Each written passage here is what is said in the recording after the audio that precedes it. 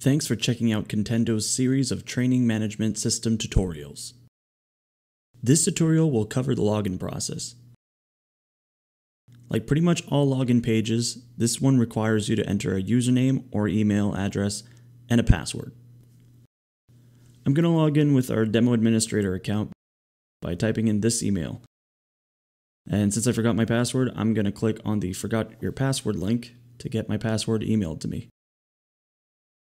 So let's type in that email address again, click Reset, and let's go to my email to get my instructions on resetting my password.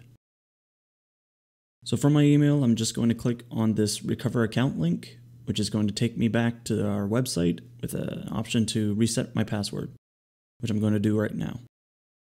Once I click Reset Password, it's going to bring me back to the login page, where I'm going to log in with my new password that I just created.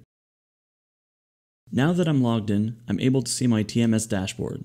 This is where all the training management magic happens.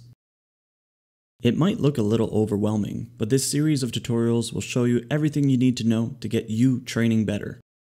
The next video is going to show you how to create other users. Let's go!